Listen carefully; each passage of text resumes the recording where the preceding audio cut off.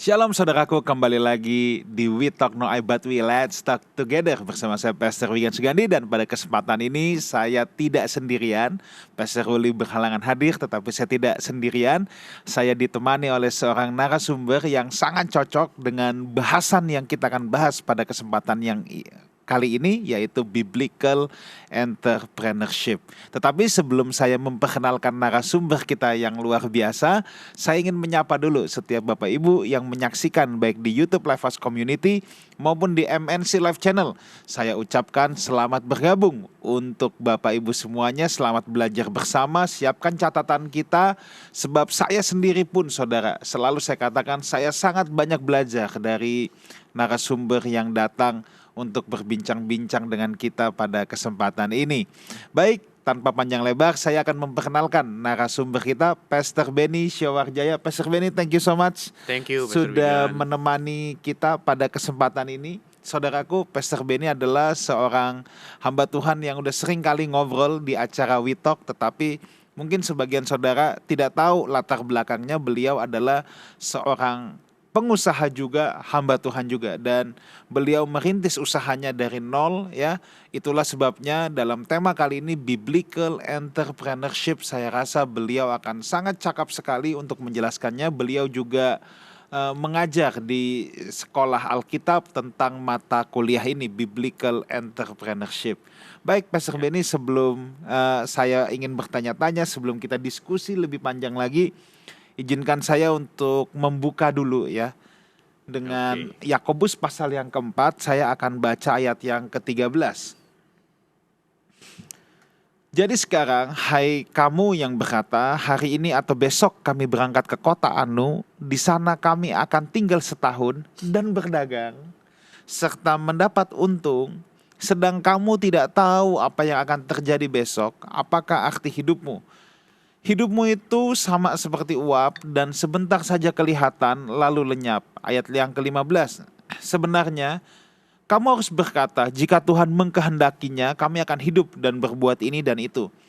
Tetapi sekarang kamu memegahkan diri dalam congkakmu, dan dengan semua kemegahan yang demikian adalah salah. Jadi, jika seorang tahu bagaimana ia harus berbuat baik tetapi ia tidak melakukannya, ia berdosa. Bapak Ibu, sebelum saya lempar ke Pastor Benny, di sini di ayat yang ke-13 tadi dikatakan, hari ini atau besok kami berangkat ke kota Anu, dan di sana kami akan tinggal setahun, berdagang, serta mendapat untung. Nah, saudaraku, siapa sih yang gak mau dagang dapat untung? Pasti tidak ada yang berdagang cita-citanya rugi.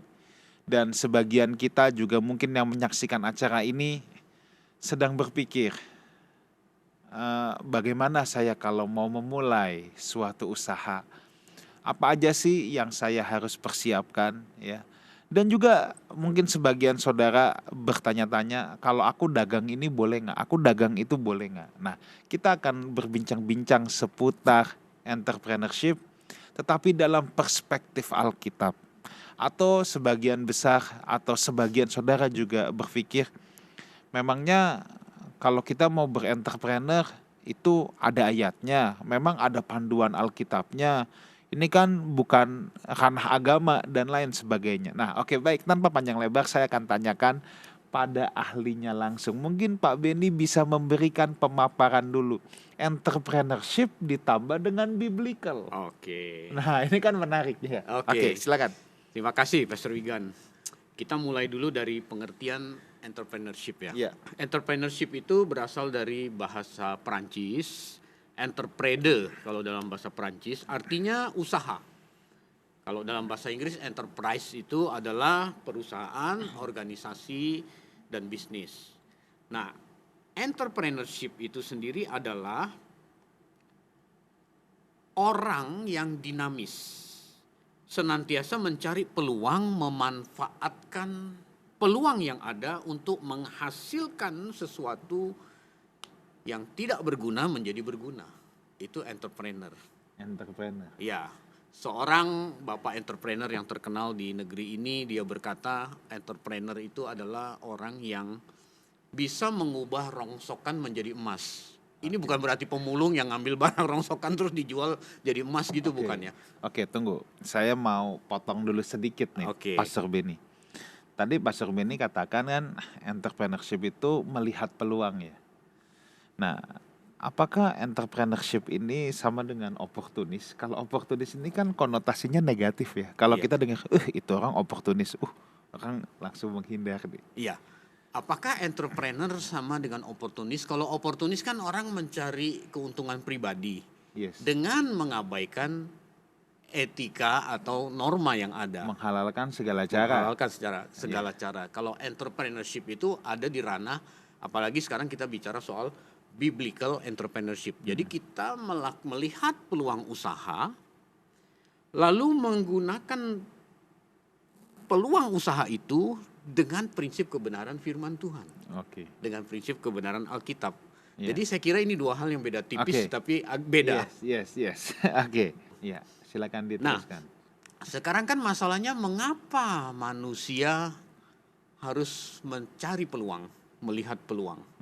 Supaya tadi kan menghasilkan untung, Yakobus 4:13 itu kan. Berdagang serta mendapat untung. Nah, Kan nggak ada dong yang mau dagang cita-citanya apa? Rugi. Iya. Nggak ada ya.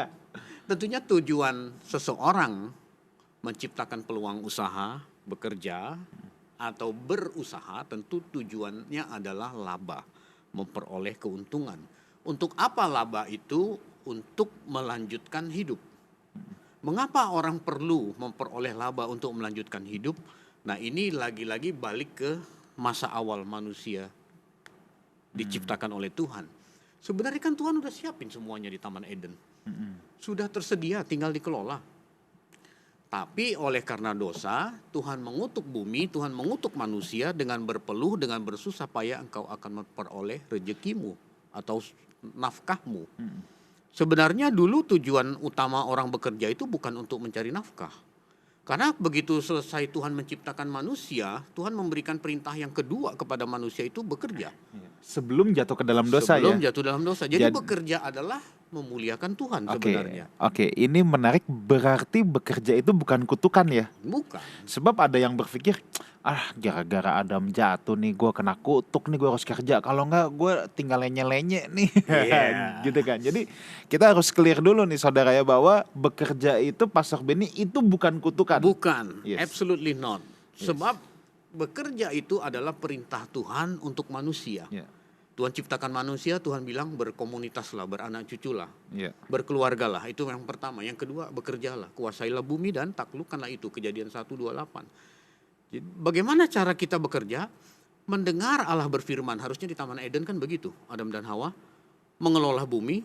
Dia dengar Allah berfirman, lalu dia mengerti, memahami, dia melakukan. Kemudian dengar lagi Allah berfirman, memahami, melakukan. Ya. Nah, ini kan jatuh. Ini semua rusak gara-gara jatuh dalam dosa. Sejak saat itu, sejak kutukan Tuhan kepada manusia, terjadi pergeseran nilai. Yang tadinya bekerja adalah untuk memuliakan Tuhan, memenuhi panggilan Tuhan yang mulia, bergeser menjadi mencari nafkah, mencari untung, laba tadi itu. Nah, bagi kita yang sudah dipulihkan oleh darah Yesus di atas kayu salib, harusnya cara kita memandang entrepreneur itu kembali ke zaman awal seperti ketika Tuhan memberikan perintah kepada Adam dan Hawa. Oke, jadi gimana kita memandang entrepreneur itu? Bukan serta-merta hanya untungnya doang ya? Bukan, tetapi kita memanfaatkan peluang yang ada untuk menciptakan peluang, untuk menciptakan sesuatu yang berhasil guna dengan menggunakan prinsip kebenaran firman yang tadi itu. Berfirmanlah Allah, Adam dan Hawa mengerti lalu melakukan. Nah, sekarang kita baca Alkitab ke gereja, merenungkan firman, mendapatkan prinsip kebenaran itu, praktek di dalam usaha, di dalam pekerjaan, di dalam karir kita masing-masing. Harusnya itu yang terjadi. Oke. Karena kita sudah dipulihkan, hubungan kita sudah dipulihkan, posisi kita itu sama dengan posisi Adam dan Hawa sebelum jatuh dalam dosa. Namun kita harus berjuang sekarang demi mendapatkan kehidupan di kekekalan nanti seperti Adam dan Hawa. Tapi ini kan persiapannya nih di bumi ini.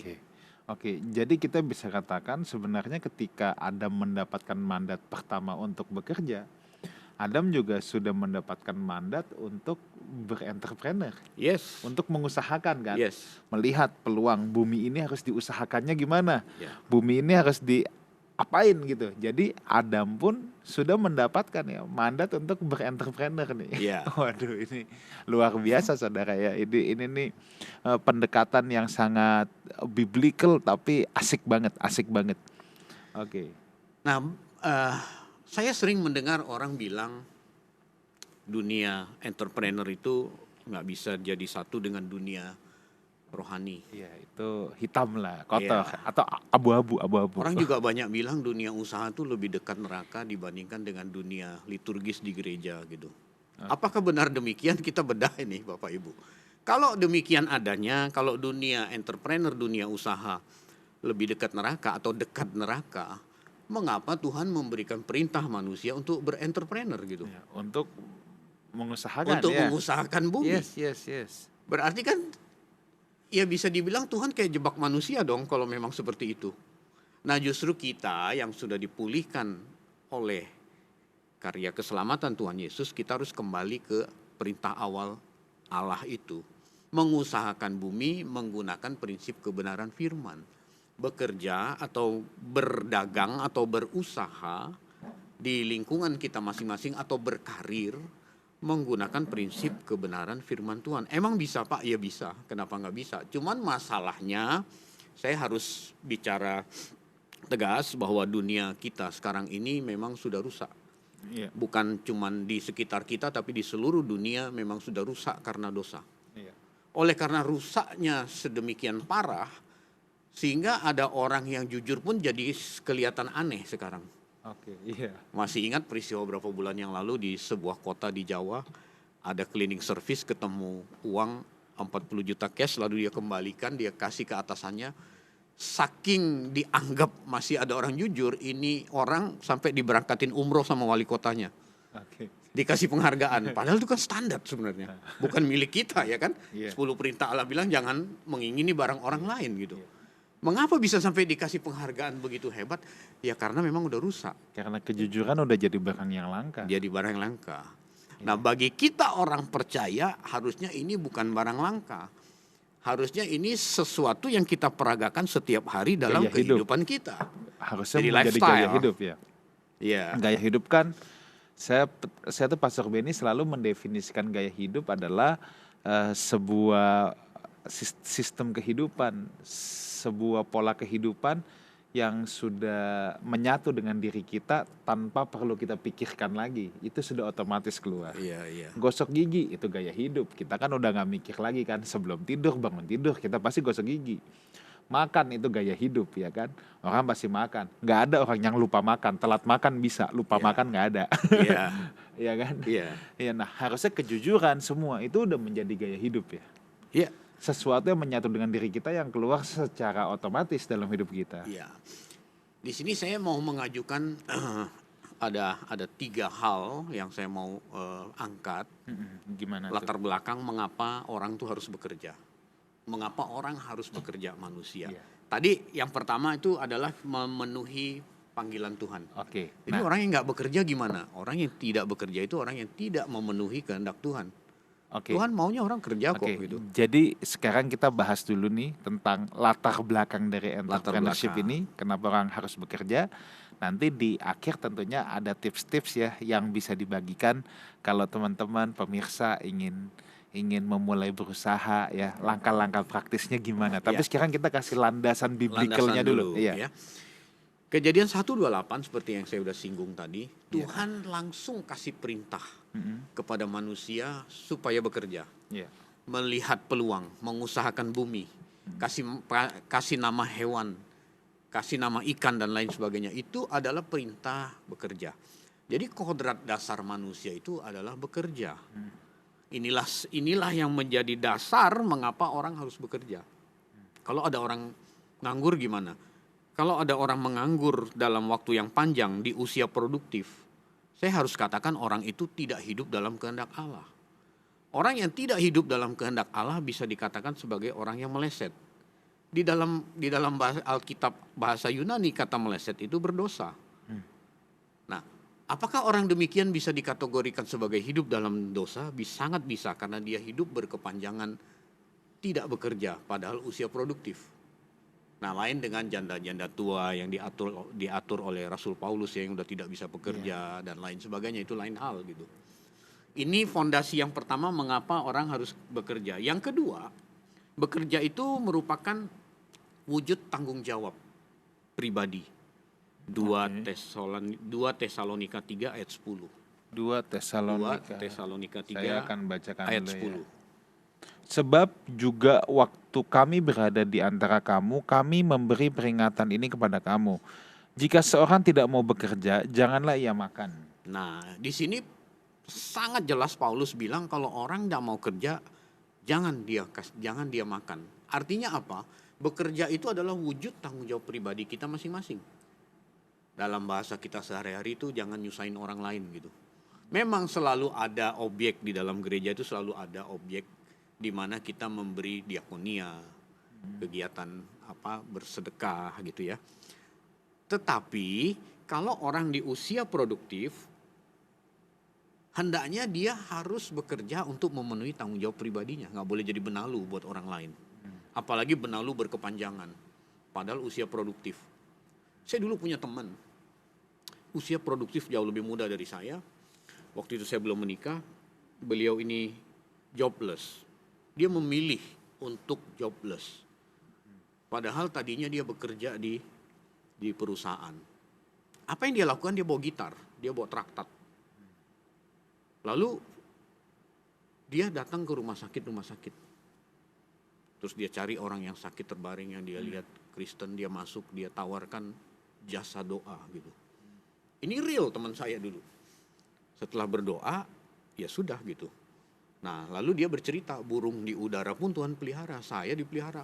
Mungkin orang itu sembuh terus dia dapat kiriman barang dan lain sebagainya. Itu akhirnya jadi sebuah kesengajaan menurut saya. Lalu saya bilang ke dia, mendingan you daripada begini kan you harus keliling-keliling, mendingan you melamar pekerjaan, masuk ke sebuah pabrik, you pengaruhi dengan prinsip Alkitab, orang-orang di situ syukur kalau bisa yang punya pabrik. Sehingga you memberitakan firman, you bekerja, you juga dapat tadi istilah dalam Yakobus 4:13 untung tadi. Harusnya begitu, tapi dia nyaman dengan kondisinya itu gitu. Menurut saya ini meleset.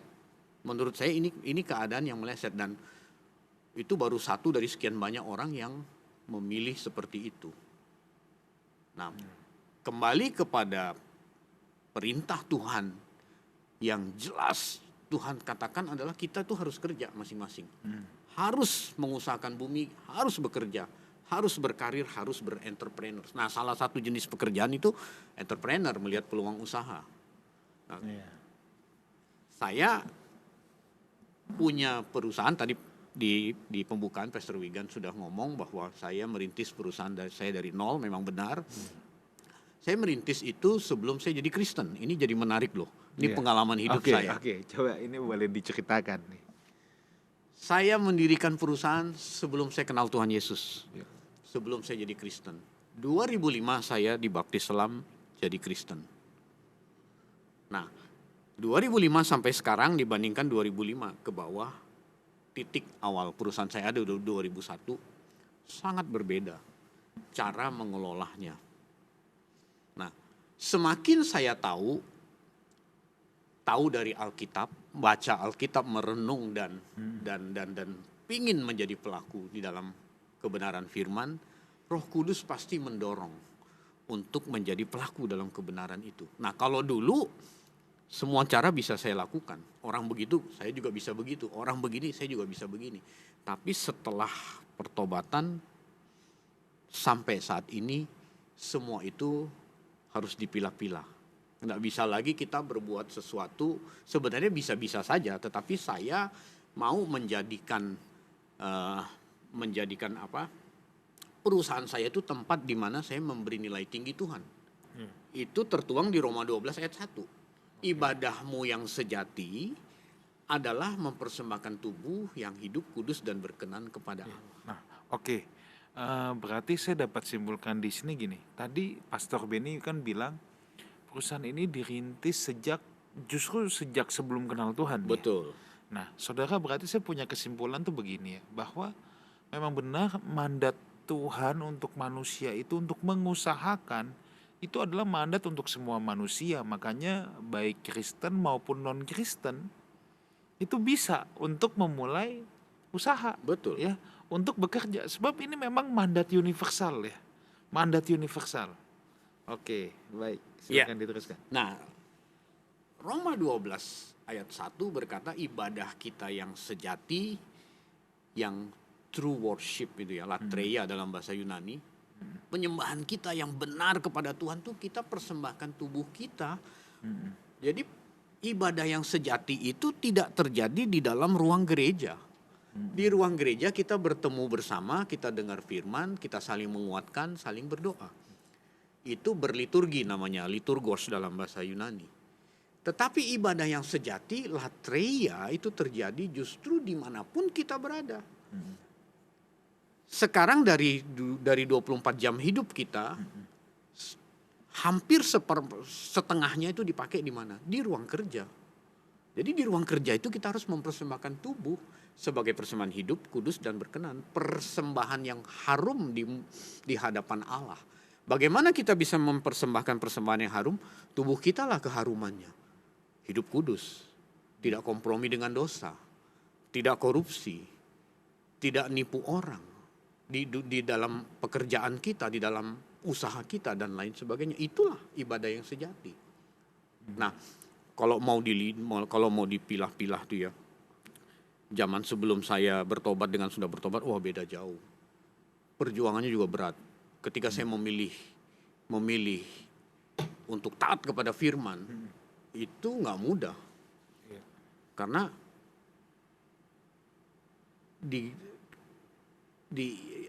tergiur dengan sesuatu yang besar. Kalau saya gini, wah ini bisa begini nih, kalau gini. Nah, tapi saya memilih tidak waktu itu. Saya memilih tidak. Cuman begini ya, ketika kita berani memilih memperagakan kebenaran dalam konteksnya dalam perusahaan, dalam karir, dalam pekerjaan kita, Tuhan tuh nggak diem. Tuhan itu nyata, Tuhan itu ada. Tuhan itu nyata. Nah, saya sudah berulang kali dapat pengalaman yang unik-unik seperti begini. Saya sudah berulang kali dapat pengalaman yang unik seperti ini. Perlindungan Tuhan nyata. Kalau kita bela kebenaran, Tuhan pasti membela kita gitu. Oke. Nah, jadi tadi prinsip bekerja ada 3 ya. Yang pertama tadi apa? Yang pertama, bekerja itu kodrat dasar manusia. Kodrat dasar. Yang kedua, tanggung jawab. Tanggung jawab pribadi. Yang ketiga, kerja adalah tempat kita memberi nilai tinggi Tuhan. Tempat kita memberi nilai tinggi Tuhan. Berarti di Perjanjian penyembahan Lama kita itu ada ya. Abraham pergi bekerja, disebut Abraham tuh abodah, beribadah. Padahal dia pergi kerja gitu. Tapi digunakan kata abodah, beribadah. Jadi bekerja itu sebenarnya beribadah. Apa itu ibadah? Memberi nilai tinggi Tuhan. Dengan cara apa? Tubuh kita, mempersembahkan tubuh kita sebagai persembahan yang hidup, yang kudus dan yang berkenan. Oke. Jadi yang namanya biblical entrepreneurship ini adalah orang yang menjadikan usahanya sebagai tempat penyembahannya juga. Yes, Wah. benar sekali. Gini loh, Pastor Wigan. Di satu kota tuh saya punya teman dokter. Oke. Deket dengan sama saya. Jadi dia waktu awal pertobatan saya dulu sering diskusi. Nah, dia diskusi bahwa dia beli alat. Dia beli alat, ditaruhlah di tempat praktek dia. Mau orang sakit apapun datang harus pakai alat dia. Ini kan melenceng dari tidak memuliakan Allah seperti begini. Oh iya, enggak apa-apa kata dia. Yang penting kepake alatnya, orang bayar jasa fee-nya gitu. Tentu nggak semua dokter seperti itu ya. Ini kebetulan teman saya dia buka. Ini mau rahasianya seperti penyakitnya itu relevan dengan alatnya atau enggak urusan belakang. Pakai alatnya dulu. Mesti laku dulu ya. Pakai dulu. Oke. Pakai dulu. Kan di Jakarta ini kan ada satu rumah sakit yang saya sering sekali dengar bahwa kalau orang datang ke rumah sakit itu, kalau udah sakitnya kaitannya dengan sekitar internis atau perut, itu pasti usus buntu, keluarnya pasti operasi gitu.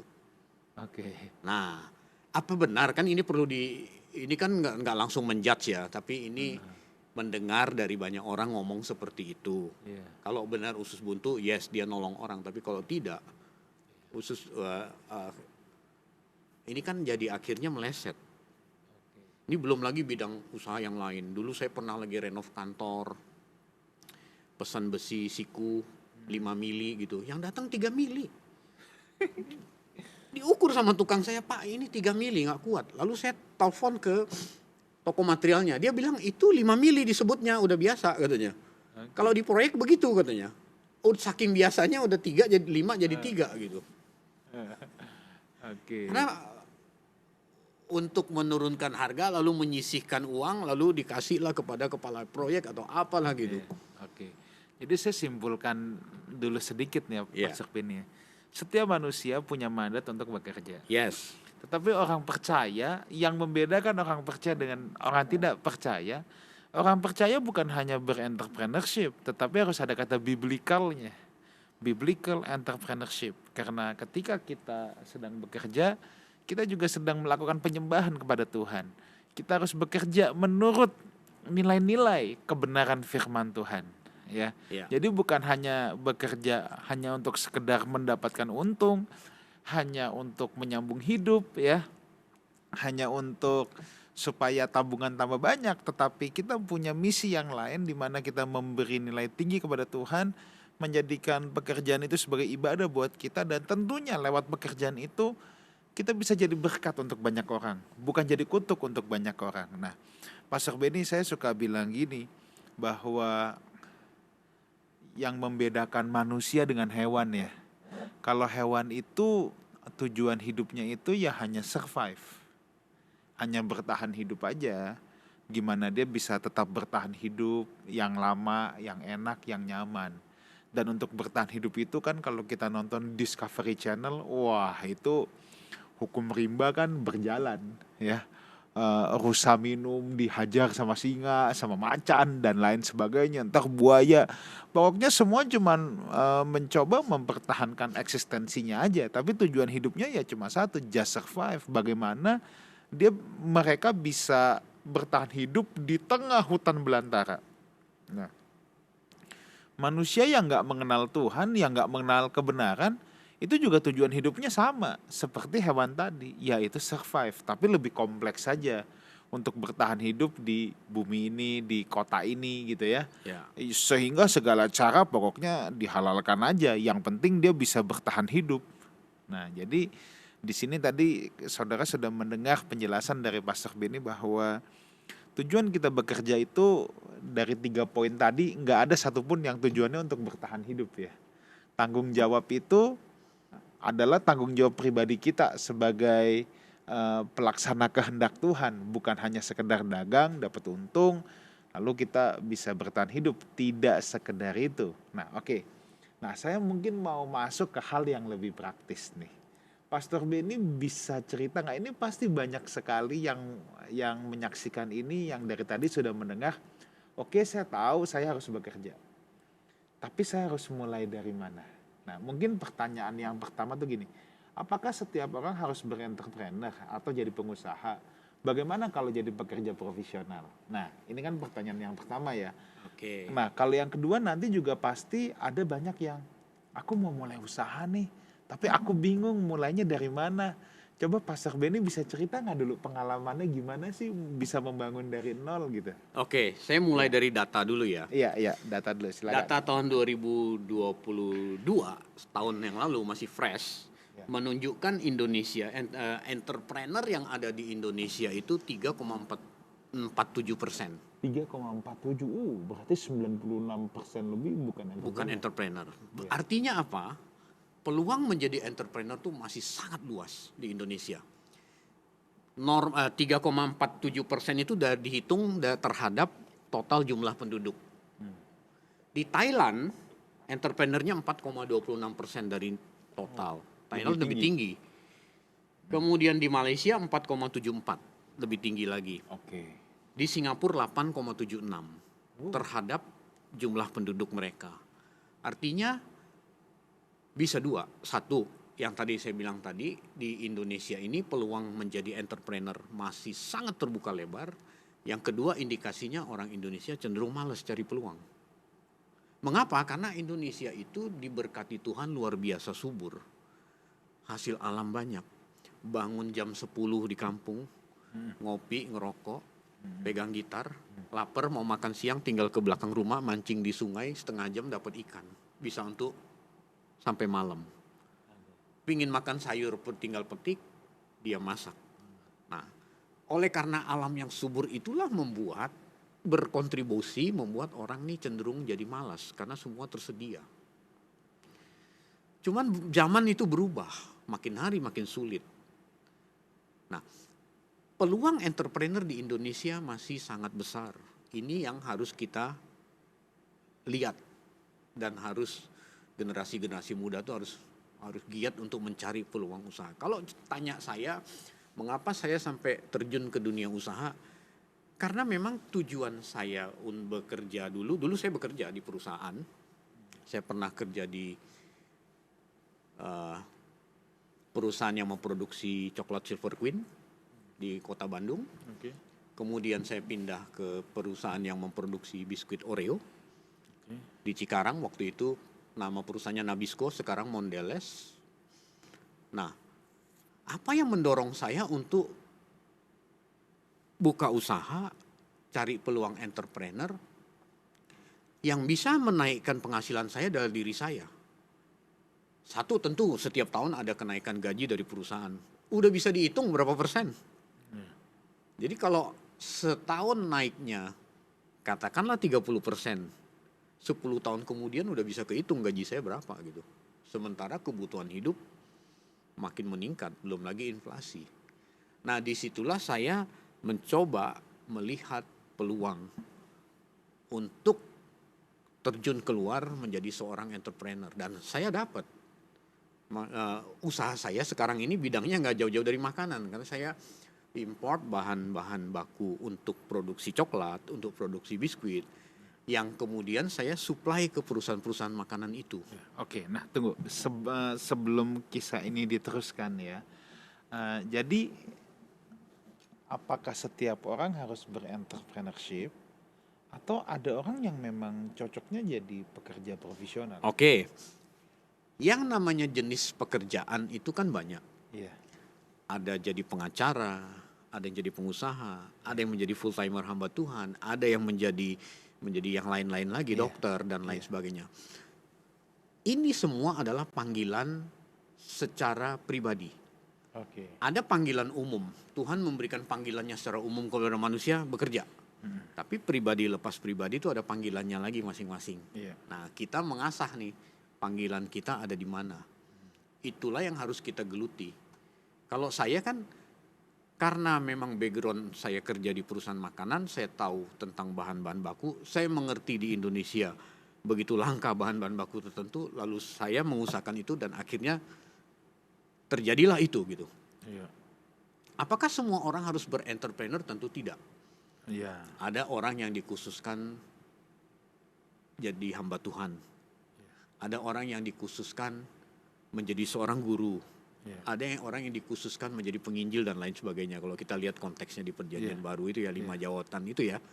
Nah, enggak semua harus jadi entrepreneur. Cuman saya mau kasih tahu berdasarkan data tahun lalu, peluang entrepreneur di masih Indonesia banyak ya. masih sangat besar. Oke, nah Pastor Benny, saya agree banget ya sampai di sini. Sebab gini, menjadi entrepreneur itu menurut saya, entar mungkin kita bahas lebih lanjut ya.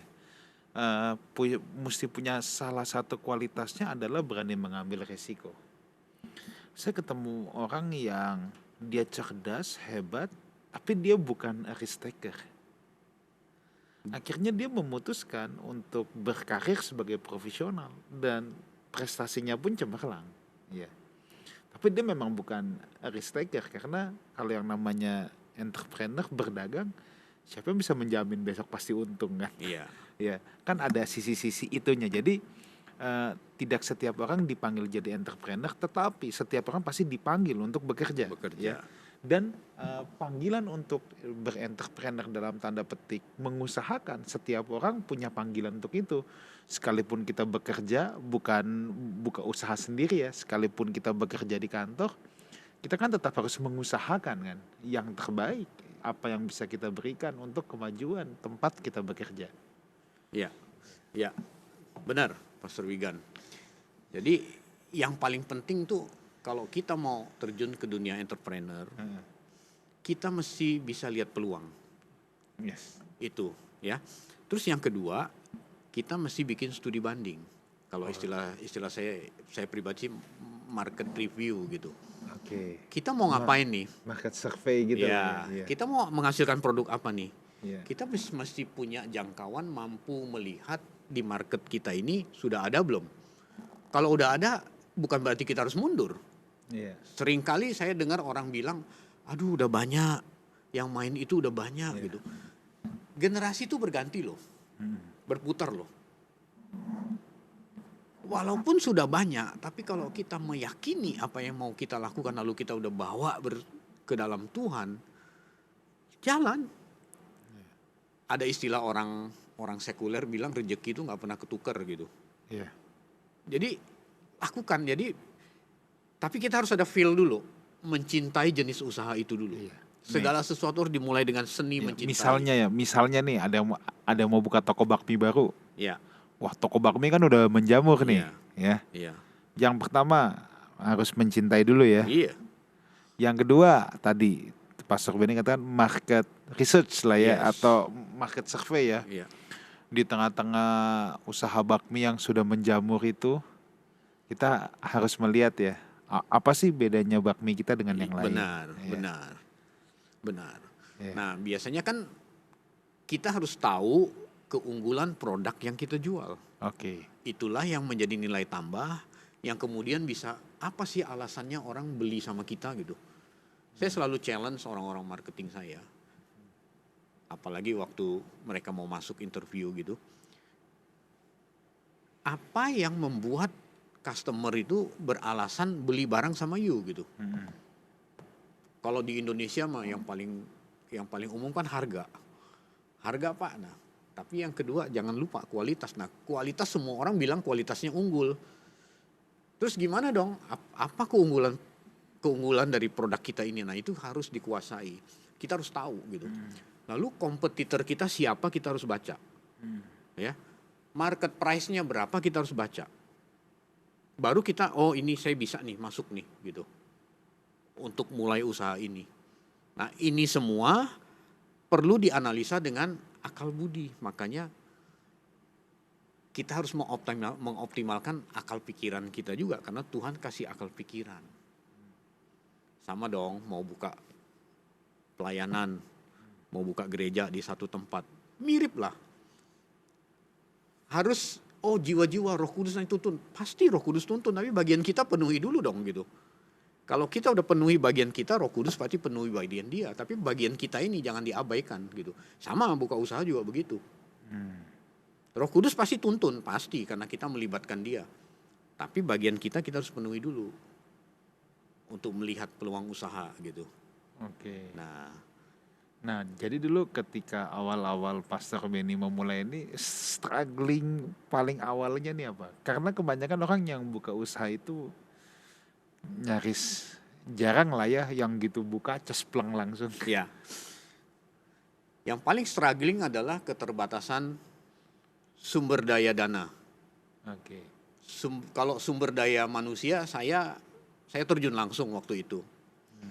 Bisa dibayangkan saat itu saya sebelum terjun ke usaha, saya adalah seorang manajer, pegang 2 divisi di perusahaan internasional, kerjanya nyaman, kendaraan dapat, segalanya diklaim bisa, terus saya keluar. Saya harus melakukan dari A sampai Z. Mulai dari kirim sampel, mulai dari kirim barang, mulai dari urusan pembayaran dan lain sebagainya. Nah, di situ ketika belum seperti apa yang saya harapkan, memang ada rasa sedikit menyesal. Kenapa gue jadi begini sekarang ya gitu. Nyetir mobil box, kirim barang gitu. Itu saya lakonin semua dulu. Tawan gue nggak keluar nih. Iya, mikirnya begitu. Tapi saya nggak mundur. Kenapa? Karena saya sudah nancepin bendera perusahaan saya. Ini bendera harus berkibar. Nggak boleh bendera ini nggak berkibar gitu. Saya prinsipnya seperti itu dulu. Nah, strugglingnya itu keterbatasan sumber daya dana. Iya. Uang saya terbatas. Saya import satu kontainer dari Jerman waktu itu untuk nilai tertentu. Udah habis duitnya gitu. Beli di luar negeri kan kita harus bayar tunai. Iya. Bayar tunai 2 bulan kemudian baru masuk gudang barangnya. Begitu masuk gudang kita jualan dibayar sama customer juga 1,5 bulan kemudian. Barang udah sedikit, kita mau order nggak dikasih barang sama luar negeri kalau belum bayar. Sementara permintaan dari customer kita udah pegang. Nah itu strugglingnya di situ. Oke. Benar-benar struggling untuk bagaimana caranya bisa muter ini. Oke. Nah, akhirnya saya berpikir, kalau kepala saya diameternya 10 cm, saya pakai topi yang 10 cm aja deh gitu. Saya nggak mau pakai topi yang 15 cm kegedean. Nah, akhirnya saya bermain di area yang saya mampu aja. Oke. Gitu. Nah, itu kan take time tuh. Jadi duit lagi, muter lagi, jadi profit lagi, akhirnya timbun lagi sana, timbun lagi. Sampai akhirnya ya berlangsung sampai hari ini. Oke, berarti dari cerita sekilas Pak Beni aja, saya dapat menyimpulkan sedikitnya ada 2 karakter nih yang harus dimiliki oleh seorang entrepreneur. Yang pertama jelas pasti harus ulet ya. Yes. Di awal banyak struggling, banyak hal yang bisa bikin kita nyesel, banyak hal yang bisa bikin kita mau nyerah. Tapi di situ yang pertama perlu keuletan. Keuletan. Ya. Dan yang kedua perlu kesabaran ya. Atau jangan serakah ya. Tadi kalau perumpamaan Pak Beni, kalau kepala saya 10 cm ya udah saya pakai topi yang 10 cm. 10 Kan ada cm. banyak orang maunya yang gede langsung. Iya. Ya. Iya. Mau kepalanya 10 cm juga ya enggak, topinya 1 meter dulu dong. Ya. Atau pengen cepet kaya. Nah ini nih penyakitnya nih kan. Iya. Penyakitnya kan nih. Pokoknya semuanya mau cepet, langsung cepet. Nah, tetapi justru di situ kita dilatih untuk jangan serakah, harus sabar. Justru itu karakter Kristus menurut saya Iya. yang banyak dilatih ya tanpa kita sadari. Lewat berentrepreneur itu ada karakter Kristus yang dilatih, yang harus kita miliki. Iya, iya. Padahal waktu itu saya belum Kristen loh. Iya. Saya belum Kristen, saya tidak mengerti kekristenan, nggak ngerti Alkitab, nggak ngerti, cuman taunya ada Tuhan yang namanya Yesus gitu. Begitu.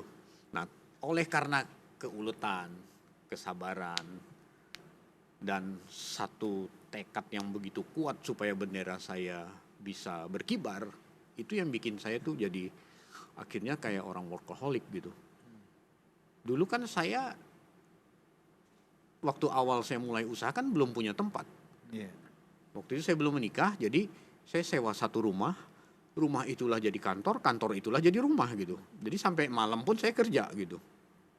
Ada ruang tertentu jadi kantor, ruang tertentu tempat tinggal gitu.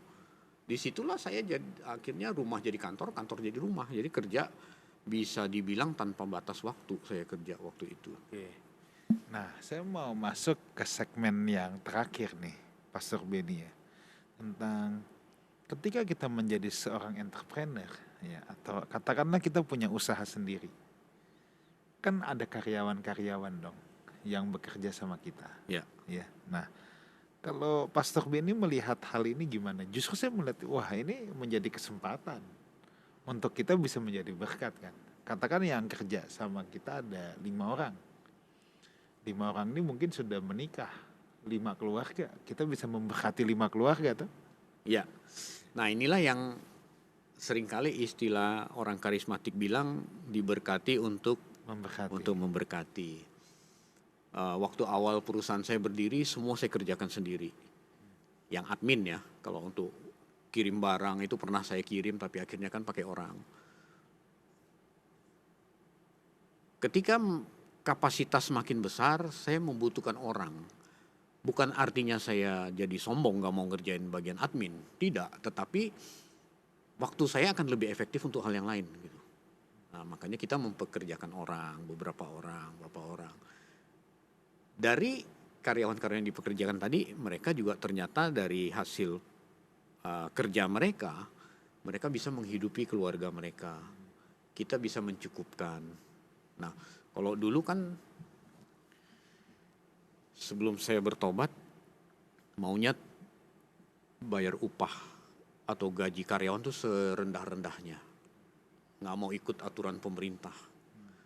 Nah, ini salah satunya ya, ketika saya bertobat, saya mengerti kebenaran, segala sesuatu itu berubah, termasuk sistem gaji.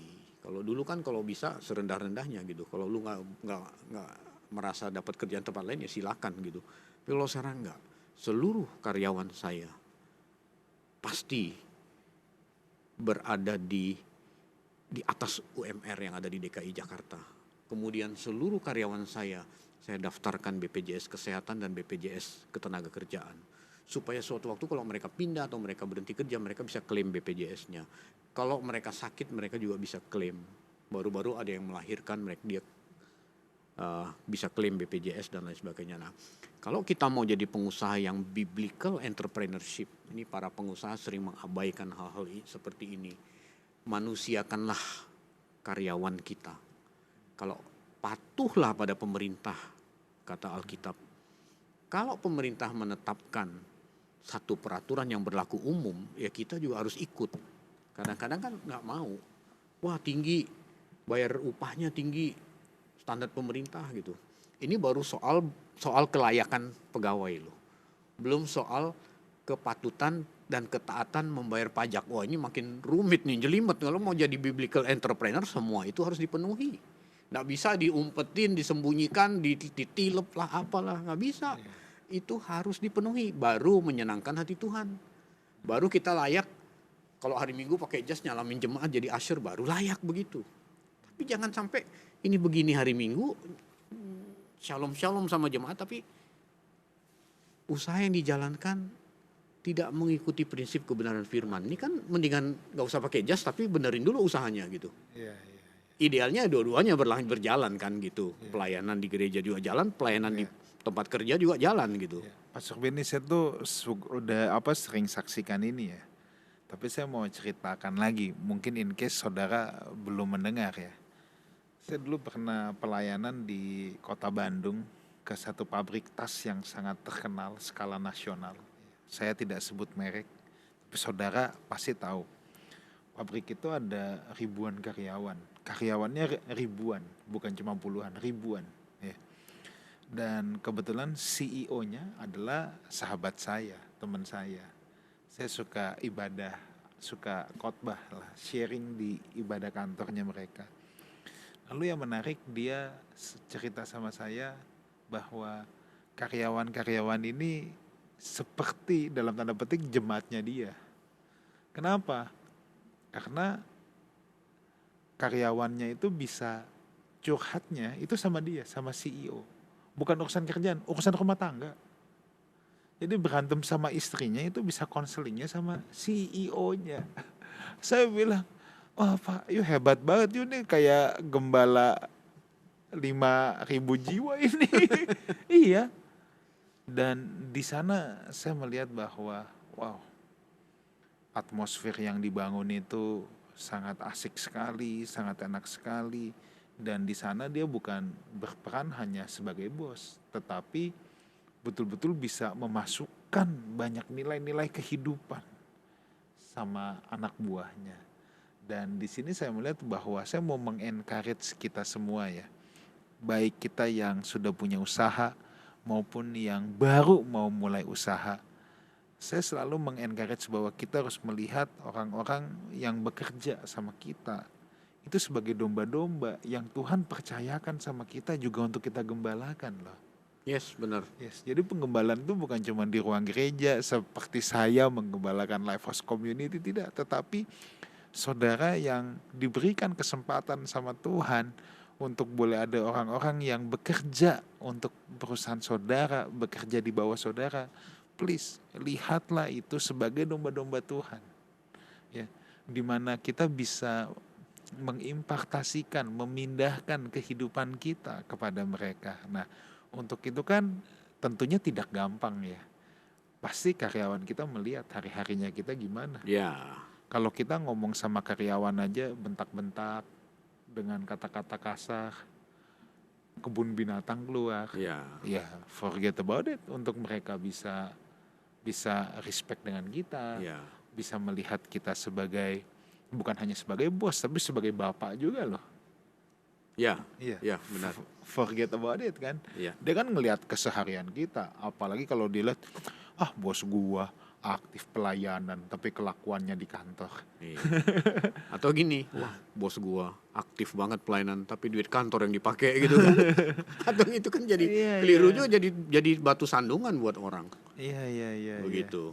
Iya, memang makanya saudara sekali lagi ya, berentrepreneur itu sebuah panggilan juga saya percaya. Dan kalau saudara diberkati Tuhan untuk itu, diberikan kesempatan untuk itu, yuk gunakan itu saudara untuk bukan hanya menumpuk harta kekayaan kita sendiri, tetapi juga untuk membangun orang lain ya. Itulah biblical entrepreneurship, di mana kalau saudara punya usaha, ada orang-orang yang bekerja di bawah saudara, pandanglah mereka sebagai domba-domba yang Tuhan sedang percayakan kepada saudara. Kalau saudara seorang pengusaha, pimpinan perusahaan, buatlah kantormu suasananya adalah suasana sorga. Ya, suasananya harus penuh dengan damai sejahtera. Saya, Pastor Ben ini mungkin sebagai penutup ya, saya sangat percaya ada yang namanya atmosfer. Ada yang namanya atmosfer. Atmosfer itu kan bicara suasana. Kita masuk satu rumah, kita masuk satu tempat, kita kurang lebih tahu loh atmosfernya itu seperti apa. Ya, Ya, ya, apakah atmosfernya tegang atau damai? Itu tuh kita tahu pasti. ya. Dan saya percaya gini, atmosfer itu tidak bisa dibangun dalam satu malam. Oh iya, betul. Ya. Atmosfer itu kan lahir dari sebuah culture, dari sebuah budaya. Nah, pengertian budaya apa sih? Budaya ini kan adalah gaya hidup yang dipraktekkan bersama. Yang dilakukan berulang-ulang Yes. akhirnya terbentuk. Yes. Secara bersama-sama, secara korporat. Yes. Nah, berarti kan awalnya harus dari kita sendiri, harus ada satu orang. Kalau saudara sebagai pimpinan, ya saudara lakukan itu supaya itu menjadi budaya di kantor. Dan Iya. akhirnya dari budaya itu tercipta atmosfer. Saya itu suka pakai contoh gini, Pak Surbeni. Siapa bilang orang Indonesia tidak tertib? Kalau ke Singapura, ya, tanpa dikomando itu bisa tertib. Iya. Kadang-kadang bisa lebih tertib dari orang Singapura ya. Iya. Tetapi kenapa begitu pulang ke Indonesia, turun Soekarno-Hatta, bisa beda total langsung. That is the power of atmosphere. Yes.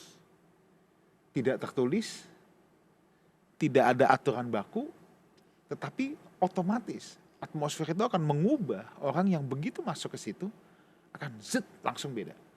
That's the power of atmosphere. Nah, jadi kalau saudara seorang entrepreneur yang dipercaya Tuhan untuk punya perusahaan, punya banyak karyawan, tugas besar kita sebagai seorang entrepreneur, Pastor Benny, menurut saya adalah menciptakan atmosfer kerajaan Allah di kantor. Yes, benar, benar. Oke, Pastor Benny, thank you so much untuk hari Thank ini. you, Pastor Wigan. Nanti kita akan berbincang-bincang lagi di lain kesempatan. Ini pembicaraan tentunya belum selesai. Nanti di lain kesempatan kita mau bicara ya tentang etika Kristen dalam bisnis ya. Etika Kristen dalam bisnis, bagaimana kita memandang bisnis, bagaimana kita memandang uang ya. Sebab beliau memang sangat pakar sekali atau sangat ekspertis di bidangnya. Thank you so much Pastor Benny buat kesempatan pada sore hari ini. Thank you. Mungkin ada sebuah closing statement. Bapak Ibu Saudara, bekerja itu tujuan utamanya bukanlah untuk memperoleh uang semata, namun bekerja adalah dalam rangka kita memenuhi panggilan Allah sejak semula kepada manusia. Dan tempat kerja kita harus bisa menjadi tempat di mana kita memberi nilai tinggi Tuhan. bahwa kita memperoleh uang, kita memperoleh gaji, kita memperoleh bayaran, itu adalah bentuk dari pemeliharaan Tuhan kepada hidup kita. Jadi di kesementaraan hidup kita, manfaatkan tempat atau karir kita untuk memuliakan Tuhan. Tentu Tuhan pasti memelihara kita. Demikian. Oke, thank you so much Pastor Benny. Kalau dari saya percaya orang yang menjadi berkat pasti juga diberkati Tuhan, ya. Menjadi berkat itu bukan saja hidupnya membawa nilai tambah untuk orang lain, menjadi berkat juga membuat orang menemukan Kristus lewat kehidupan kita. Again, thank you so much Pastor Benny untuk perbincangan you. yang sangat menarik pada kesempatan ini. Saudaraku, sampai di sini saja perjumpaan kita di acara We Talk. Jangan lupa minggu depan terus ikuti We Talk No I But We. Let's talk together. God bless you.